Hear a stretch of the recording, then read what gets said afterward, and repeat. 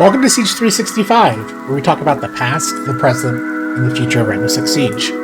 This regular podcast aims to cover Siege all year long on a regular basis to create excitement, express gratitude, and share nostalgia. We document the changes made from a player perspective while reporting on development and events made by fans for fans. Today is August 18th, 2025. This is episode 17. And we're going to go over Year 10 Season 3 reveal. Now, last episode was, I think it was last week, or it was very soon. It was episode 16, and we talked about Operation Daybreak. We talked about the release of Siege X and the Clash rework. So last episode we discussed, it was more of a nostalgia. It was more expressing gratitude. More just nostalgia of anything. We were just talking about how the Siege X came out and how it was a little rough with cheaters and stuff. But I try not to talk too negative about, I try not to be negative Nancy when I talk about things. But this episode, we're going to talk about Operation High Stakes. Now, before we go into Operation High Stakes, I do want to go over the designer notes for last season. So we have pick rates and ban rates. So for last season, talking about the past, Operation Daybreak, Ashe was the most picked operator at 50% on attack. After that was Ace. On defense, it was Doc. So I think I mentioned last episode that I expected there to be a Doc and Blackbeard remake, like reworked or nerfed. Excuse me. They nerfed them, which is nice this season. We'll get into it, but Doc is the most picked operator. Ashe is the most picked operator. They haven't made any changes to Ashe quite yet, but they have been promoting her R4C, which is interesting. Now, as far as bans go, Ace is the most banned operator. They have their new reworked pick and ban system where people can ban operators and it doesn't impact their own team. So they can ban 3 operators across the rounds, and people are choosing to ban Hard Breach because Thermite's on the board now, which has never been the case. No one's ever banned Thermite. That's my main. People are banning him now, so it's a little bit of a learning curve for me personally this season. Blackbeard's on there, though. Dokubi's on there, though. And Ram is as well, because people, when they go down, they like having a roof. But you'll notice no Sledge, no Buck, just the Ram. On defense, the most banned operator is Mira, followed by Cade. Mira is, I guess, very oppressive. You can counter her. I don't know. People just are choosing to ban her instead of countering her with Ashe or Callie. But again, you have people choosing to ban the hard denial Cade so they can get hatches. And then Fenrir because he's a little bit oppressive, and then Valkyrie because she's a little bit of oppressive, or, people know, not necessarily oppressive, but when you're playing against 5 stacks, they have comms and you're solo queuing, you're at a huge disadvantage if there's a Valk on the board. And then Clash because she's annoying as well as a zombie. Ban it for the wall denial. It's interesting. So it's very level here, but it levels up very fast. But the most banned operator is Mira and Cade, or Kaid. So with that said, let's talk about the present. Let's talk about the current season of Operation High Stakes. Or that's going to be, for those of you without test server, the future season in about 2 to 3 weeks. I don't know how long it's going to be, but I actually have it on my computer right now. I haven't played it quite yet, but the new operator for Operation High Stakes is Denari. We're not going to watch the video or anything. You can watch that on the official Rainbow Six Siege channels and website and everything. But I do want to go over their gadget. So he is a defender, and he has Ella Scorpion and Smoke Folding Machine Gun, the FMG9.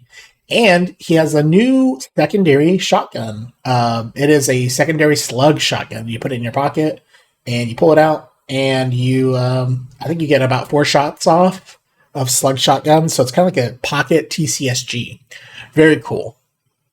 You could also use it for sight rotations, things like that. He gets a pistol as well, observation blocker, deployable shield, and he's a 3 speed. So this is going to be a very strong operator coming out the bat. You know, when they had quarantine, they would do this all the time, where they would come out with a strong operator and they would nerf them a little bit. And then they came out with a couple operators that were kind of meh, like Sense was one, and they had a buff Sense. Grim was very weak out the bat, but they had to buff him. And then there's one more that I can think of. Let me see if I can find it.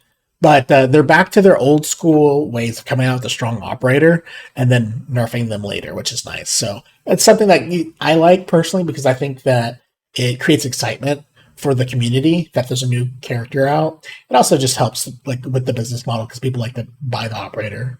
There's no incentive if you're buying an operator that's not very good, because you remove quarantine in Pro League. That's kind of like, I don't know. It's not the best business decision if you remove a quarantine and then come out with a weak operator and then buff the operator later. I'd rather have a quarantine or no quarantine at all, and just have a really strong operator and then nerf it later and fine tune it later. Because that way people get excited and they want to try the new stuff. But anyway, Donari also has their unique ability is they have trip connectors. And these trip connectors are little gadgets that you toss, kind of like Valk cams. But then when you get two within a line of sight of one another, they create a laser that attaches to one another.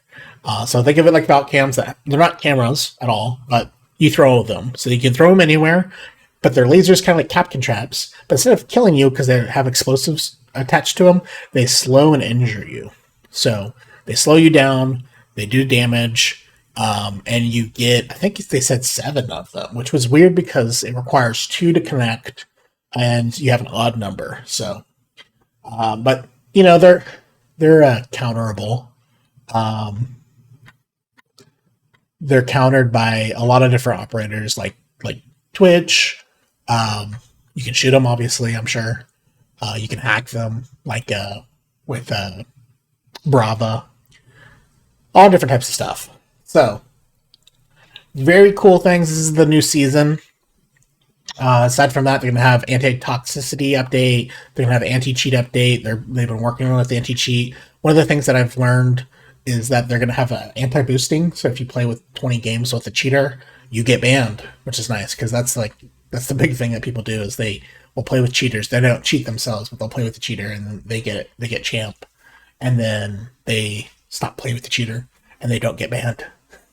So, boosters, do not boost next season. Stop boosting. Stop cheating.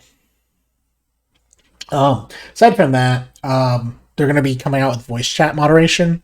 I think this is going to be interesting. What happens if you're cussing at somebody and you're being really toxic? Does it mute you automatically? I think it mutes you automatically. But does it mute individual words? That's what I want to know. So if you're like, you, is it muting you, as you're cussing somebody out? Or does it just like recognize the N-word, for example, and just turn off your microphone? Because I know what currently, if you're toxic and people report you all the time, you will be preemptively muted.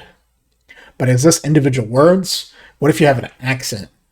What if you speak a second language and you cuss somebody out in another language? Does it do that? How many languages does it support? This is going to be interesting. I don't think it's going to be rolled out. I don't think it's going to be very well implemented, but we'll see what happens. Privacy system improvement. They're going to have anonymous usernames, so you can no longer create a toxic username and be like, hey, my name's this guy, XYZ, and it's like you read it and you're like, oh my gosh. So they're getting rid of the I want to make my username whatever I want it to be, and it's just going to be automatically generated. And then when it's done, when you're done with the game, it's going to show your actual name so you can't hide. But it stops you from, if you're streaming, from getting stream sniped, which is nice. Feedback moderation, I think this is going to be great. And I think this should be expanded upon further. So what this is going to do is, like, if somebody's being toxic, and you have somebody with a good reputation, like respectable, esteemed, exemplary, and someone's not being toxic, but it flags that what they said is being toxic, like in chat or like their what they say through voice chat. Then the person with a good reputation can like vouch for them and be like, "Hey, no, that wasn't toxic. Your system is just flagging incorrect things." I think this should go a step further. I think having moderate mods in the Siege community is very important. I think you should have a mod badge, kind of like how you have like a dev charm. You should be like, I'm a mod, and that makes people go, oh snap! Like I gotta act right. So anybody who's exemplary, this is what I think they should do. Anybody who's exemplary has the vote to kick option, and you can vote to kick anybody who is like disruptive, or I forget what the other one is underneath. The really bad ones, who's less than respectable. I don't even know what they are because I usually am exemplary, or esteemed. But like, give me the ability if someone's being toxic and they're saying hate speech and they're being just a general bad attitude person. I can turn on vote to kick and people can vote to kick him or not. So it pops up and it's like, hey, I'm a mod. Act right. I don't like your attitude. I don't like the way you're talking. You know, shape it up. Like, quit talking that way. I'm going to get you kicked from the game, and it's going to be a loss, and you're going to be banned for 30 minutes, something like that. And and you're in a game, and you're playing, and this guy's like saying slurs, being just the most rude person, like shooting gadgets and stuff like that.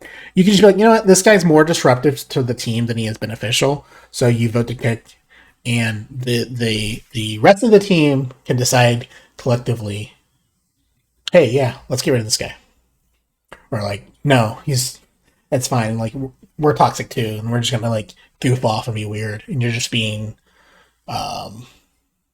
pretentious. So then they can vote not to kick their toxic teammate. I think that should be implemented into the game, but it's not right now. Let's see. Sorry, that was a little bit of a tangent. Dual Front is getting reworked, so they have an anime, they have a little mini story that's in the game, and the last season it was Rescue Dokubi was the anime and was the story, and that was the neutral sector assignment. This one, it's going to be pretty much King of the Hill, to where you go inside a room, the room locks down, the attackers have to get inside the room, and they have to hack, essentially. So they extract data, and you got to get 100%. And both teams can like attack and get to 100%, but whoever gets to 100% first wins the neutral assignment, and they get 2 ticks on their capture the flag type thing, right? Not the capture the flag, but plan. I forget what it's called. They're 2 checkpoints towards a capturable sector. There you go. Excuse me, guys. I don't play Dual Front that often. I do really enjoy the game mode, and I think it has a place in this game. But this is really cool, and I hope they keep doing this, and I hope they make the story like have a story mode in Dual Front. I think that's something that this game's lacking, is there's no real like PvE. There's no story. It's all about like winning your matches and stuff, and it's a live service game. But I think they should have like a story a little bit every once in a while. They should have a PvE every once in a while, kind of like how you had Outbreak back in the day. They're changing the operator pool, so, and Dual Front, and then they're modernizing a couple maps. So they're Siege Xifying. They're updating the graphics and the audio for Lair,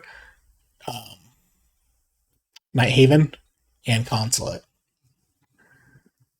They're going to be reworking the esports tab, or adding more to it, so it'll have stuff for tier 1 competitions, which will show global standings for pro teams. So this is going to be for everybody, but it's going to be pro league teams are really going to like this because you can follow along, and it'll have like whether you qualify for 6 Invitational and stuff like that. So everybody can follow along and see who's going to qualify, who's got enough points and stuff like that. I'm not much of a pro league player, yeah, that. But also I'm not much of a pro league viewer, So this podcast isn't really for Pro League, but um, yeah, we like the game. We love Pro League, but I personally don't watch it on a regular basis. And I don't follow along hardcore like some other people do. Just in sports in general. I'm not like, hey, how about them Vikings? So how about them Timberwolves? But anyway, they are. We talked about balancing earlier, or we talked about ban rates and pick rates. Blackbeard's one of the most banned operators since they came out with his rework, and they are nerfing him into the ground. So they are reworking shields as a whole, ballistic shields as a whole. So he's impacted there. They're reducing his ammo in his primary, so he has to reload more often. But then they're changing it to where his reload itself exposes him more, so his full shield collapses while he's reloading. He doesn't have a secondary. He doesn't have a secondary, so he's going to be reloading all the time. It's just encouraging people to use the DMR with an ACOG or whatever, which slows his ADS time. So then people who don't want to use the ACOG, it's like they're just adding more risk to reload timing. They're changing how he repels through windows, so he can't just repel through windows. It has to be damaged first, so it gives his location away. And then when he swings in, he can't ADS at all. He just swings in. Hey, I'm no gun. I think everybody else could shoot, right? Every other operator can shoot while they're repelling in. So I don't know why they're removing that ability for him, unless they're giving him a shield in front of his face as he swings in. That might make sense, but yeah, he's nerfed. He is nerfed to the ground, and they're getting rid of his breach ability to go through walls. He can go through 4 walls now. I can only go through 3. So all the operators that use shields are going to have that throw animation, where they're exposed a little bit. So shields as a whole are getting nerfed, but then he's getting nerfed specifically. Defense, magnified scopes are no longer going to be a thing for automatic guns. So if you're going to have a ACOG, you have to use the TCSG or slug shotgun or a DMR. So like a Rooney, I forget who else has a Rooney's DMR. Excuse me, but there's that DMR on defense. Tubaro has a DMR. Rooney has a DMR. Goyo has a TCSG, and Kate has a TCSG, and they're going to be giving the TCSG to the recruit as well. I forget their name. Sentry. So yeah, that's the thing. Now, because they're getting rid of ACOG on defense, that's a nerf across the board to defense, and a lot of operators are going to be at a disadvantage. So one of those operators is Echo. So they're going to buff Echo. They're going to make him faster so you can rotate. You can get closer to gunfights and stuff. I think that's great. So yeah, they're doing that. Fenrir's losing their bailiff, so he's no longer going to have the ability to like shoot a hole and then toss his gadget in. He'll have to actually have some teamwork to ask people to make holes for him. Well, Mai is getting the super shorty that Legion is losing, which is interesting because Legion has impacts. I'm pretty sure he has impacts. He might have lost them already. But Wamai has impacts, and he's getting a super shorty as well. So I'm curious on the ban rates, on the pick rates. Right now, Wamai's picked a lot less. Legion's picked a lot more. I think that's going to flip-flop in the future. And then they're giving the Reaper to a lot of operators on attack and defense both.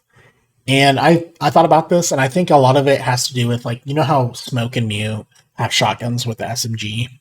And so they play that style where, like, when they're close range, they get a good shotgun. When they're further away, they use their SMG. I think they're trying to do that on attack, because there's not a lot of operators that run the shotgun, if any at all, on attack. That's like higher elo people will do that, right? So like Sledge, you always use his primary. I forget what it's called. he used to have an SMG as well in his pocket. They took it away because I don't know why, honestly, but they gave him the Reaper back. So they gave it back to him. So that way he can run the shotgun and he can run the Reaper. Same thing for Pulse. Pulse right now has a shotgun, but he has a pistol. So Pulse is going to get, I guess he's on defense, but this is just, it makes sense to give it to him. Orcs as well. He's getting the Reaper, and then that way he can run the Spaz as the Spaz shotgun, and then he can use the Reaper as a secondary. And then Ying as well. Ying has a shotgun that nobody ever uses. You give her the Reaper, she can use her shotgun close range. She's an attacker that uses the shotgun close range, and then she has the Reaper for longer engagement. So I think this is going to be really good across the board for the Spaz. I think one thing that I would probably do, I don't know why they didn't do it, but the Spaz on Valkyrie would probably make sense as well. Give Valkyrie the Reaper.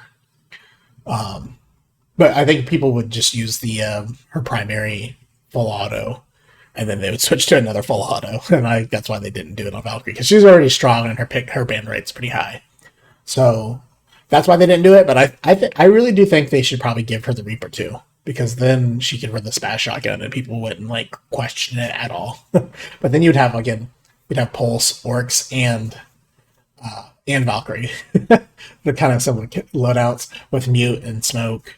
Yeah, so it'd be a little bit overwhelming, but yeah, I think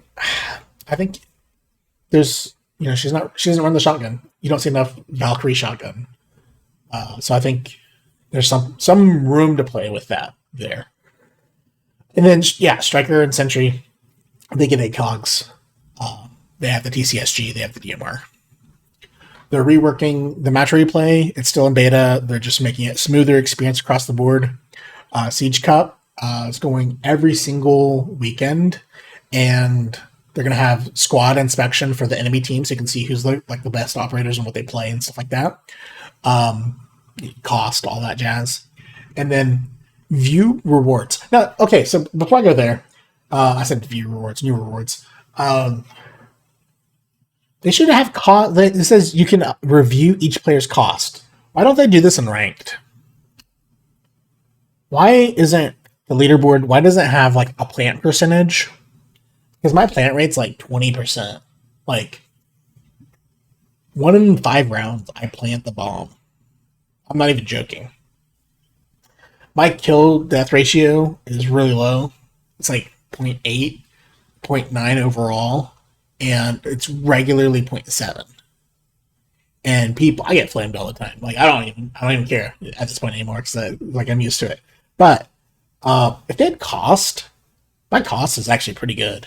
My plant rate is super high. They should do that for enemy squad inspection, but they should also have it for your current squad inspection, and they should have it on ranked, not on Siege Cup only. So anyway, I digress there. New rewards. Let's see. So they're going to have competitive coins. They're going to be alongside your renown and alongside your R6 credits in your game currencies section, which is cool. But they're also going to supposedly, it got leaked that they're going to rework the competitive coin system. So when the new season drops, be careful out there. Just hold on to your competitive coins until they the mid-season patch or something, a second patch comes out, because they're reworking it. And I know this last season, Operation Daybreak, there was a controversy involving renown gain, because they nerfed the renown gain, right? And there was also a price increase with R6 credits, so you got less stuff. So when they're reworking things, just wait and see how many people complain about things, and then after that, buy your packs. So, and then I always recommend you don't buy the individual things with your competitive coins. I always recommend you do buy the packs with competitive coins, because the cost is so high and it takes so long to get those coins. You have to wait an entire season or do a Siege Cup in order to get it. And the cost is so high that it's only like a pack is, I think, 8,000 coins, but you can pull something that's 12,000, for example, or 40,000, and you just spent 8,000 competitive coins on it. So it's the one time I do recommend packs. I say that, but I buy packs all the time. But Generally you want to like recommend people buy the products themselves and not like a chance of getting something. But this is the one time that I recommend you pay for the chance because the chance is much like you have a higher probability of getting something nicer than something like 8,000 coins. But anyway, they are doing long-term progression changes. So as you hit level 70, 90, and 100, you get charms. I love this, and I hope that they do an expansion on this because in the old system, the old leveling system, before they made it where it's linear, when it was exponential, if you hit level 500, a lot of people don't know this, but it would just change your level to say rainbow. And then once you hit level 501, it would just say 501. It goes back to normal. But that stuff is awesome, and I wish they would do that for super high ranks. So like I'm like level 900 and I don't know, like 950, 975. I'm about to hit level 1000. That would be cool if they had gave me a charm and they changed my name to Rainbow. But or not my name, but my level. But they only have it for level 70, 90, and 100. I hope I get this stuff like retroactively, but it would be cool if they did it for higher echelons as well. And then they're adding new badges for multiplayer and winning a match in an event. That's kind of whatever. Onboarding. New operators are getting added to enlisted and field training. They're modernizing border and lair. They're adding that to the field training playlist. And then the marketplace is getting packs. I don't know how I feel about this. I don't hate it. The only thing that I hope they never do is alpha packs. I hope they will always do the packs that have no duplicates. So they're starting with celebration packs from last year or a couple seasons ago. But they're going to add more later on. I think that's cool. I think that's fun. I wonder what happens when you already own everything, though. Like, does it just gray out and you can't buy packs anymore? And that makes sense, right? Because you already own everything. But it's like, why would they do packs and then not list? Are they going to list stuff in the marketplace that's in the packs? Because then people would just buy what they want, Or are they gonna anything in the pack? They're just gonna, yeah. It's really weird. They're doing both, I think, and I don't hate it. I can see it getting abused somehow, some way. Let's see. They're gonna have an event memento. They mentioned Doctor's Curse collection, so they're gonna have something called the Dreadful Shredder, which is P90. So one of the things I noticed is that they're using guns that are off meta, like the G36C with Ash. They didn't put the memento on the R4C. They put it on the G36. And then on this one for Doctor's Curse, they're putting it on the P90. They're not putting it on the MP5. And like that's like an off meta thing. So I don't hate it. I don't hate it at all.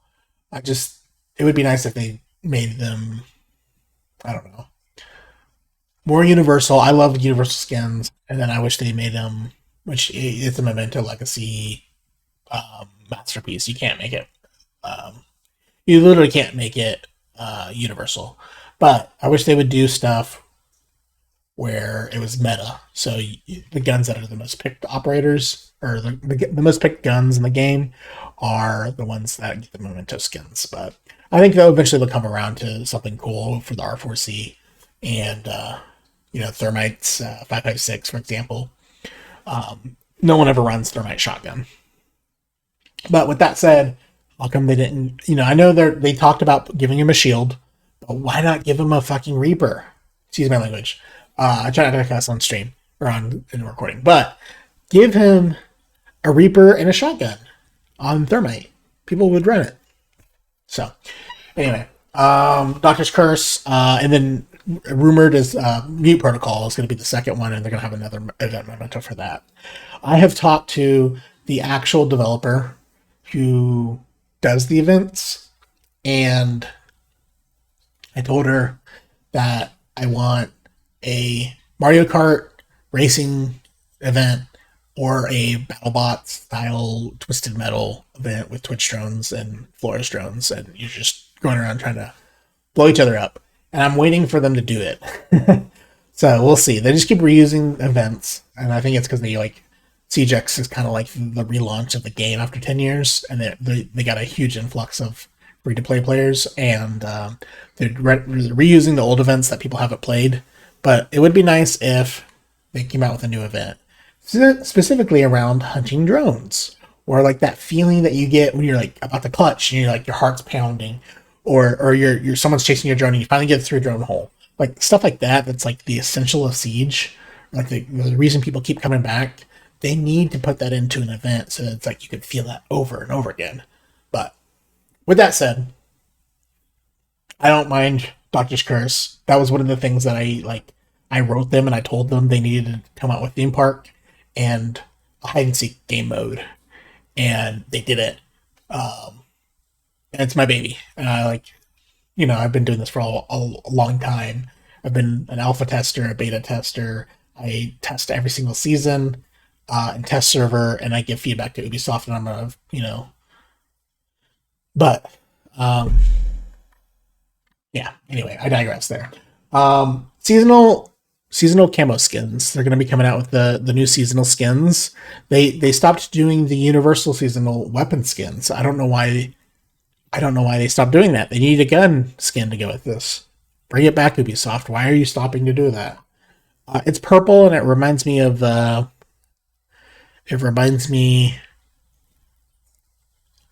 the season that Scopus came out. So I don't hate it. It's pretty good. They're dropping the prices of some operators so people can get them. And then they're introducing, this is interesting, additional updates. This is towards the end of the podcast. They are coming out with mid-match tactical timeouts. But they didn't announce what playlist that's for. So hopefully it's not casual. I assume it's not casual. Is it going to be in ranked and unranked? Or just in customs? With like Pro League settings?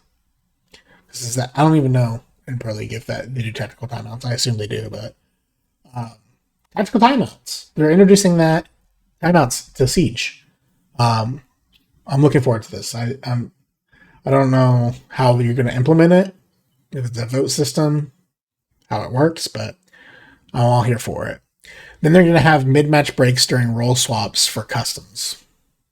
That's good. I think that's a good thing. You got to go to the bathroom, got to grab a drink. It's just a custom game. You're just casually playing it. Want to take a break? That's fine. The Essentials tab, whatever that is, they're adding dual front to it. And then the Training tab, they're adding the enlisted to the Training tab, which makes sense. From there, they've bug fixed onboarding, and they added a new conversation system. So more people talking, more characters talking among themselves. So, and then last but not least, bug fixes, right? But also UI changes. This is cool. They're going to have threat indicators being upgraded to a fully 3D design, providing clear directional cues when danger is nearby. So you're going to have two distinct shapes to better differentiate when you're being shot at and when you're actually being hit. And there's so many people who are like, they die and they're like, how did I die? I'm being shot at, I'm not being hit. No, you were being hit. So they're going to have two different shapes. I think they should also have like yellow and then red. So like yellow is like danger and red is you're being hit. But both indicators now feature thicker baselines for greater visibility, with the threat indicator using a refined arrow point, and the hit indicator featuring a more prominent shape for clarity during high intensity moments. So, very cool, very cool, very cool. This has been about 30 minutes. So this is about how long as I like an episode. But with that said, there's lots of leaks out there. We could talk about the past, the present, the future of Siege, but this is kind of a wrap up of the past. We talked about Operation Daybreak, the present, Operation High Stakes, and the future. We don't know. We don't know anything about it yet, guys. Supposedly, there's leaks on Twitter. There's leaks on the internet. You can go and look them up. But I won't show them to you guys. You have to look them up yourself. But with that said, supposedly Ram and Yo-Yo are getting elites.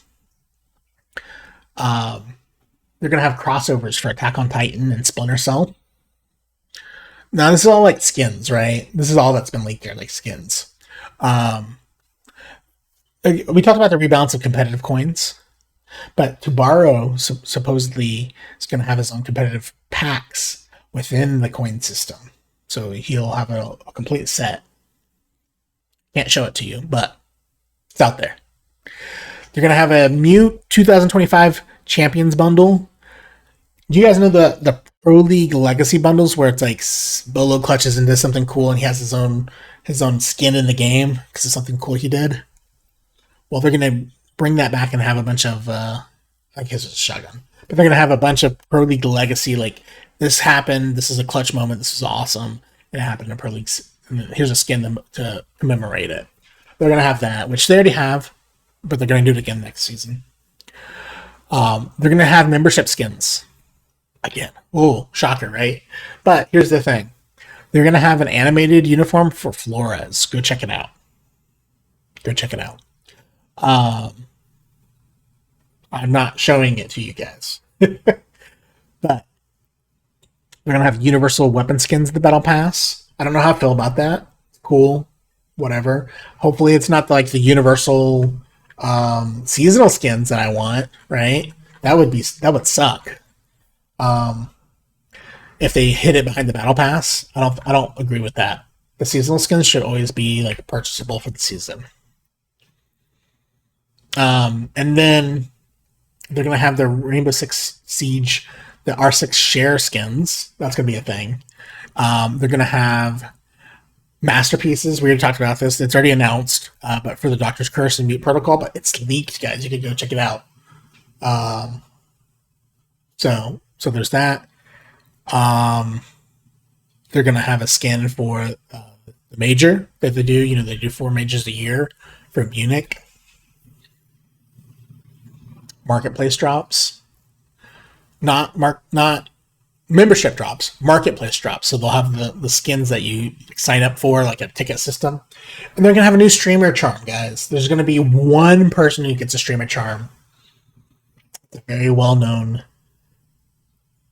player in the community, and I'm not gonna tell you who it is, and I'm not gonna show it to you guys. But that was Operation High Stakes. So, thanks for tuning in to Siege365, where we talk about the past, the present, the future of Rainbow Six Siege.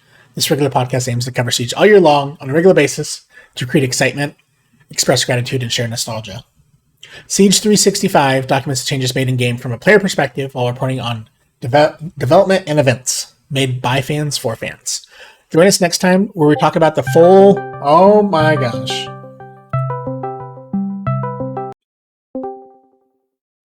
Hold on, I'm still recording. Oh my god. Join us next time where we talk about the full reveal of this. What is it? Where are we at? We're on season 3. That's going to be season 4. The last season for season 10 or year 10. They're going to have the anniversary edition of Siege, the actual 10-year anniversary of Siege. So tune in about 90 days. That's going to be the next probably episode in about 90 days, where we anticipate the final season of anniversary edition of year 10. And thanks for watching, everybody. Sorry so much for the interruption. You guys have a good one, okay?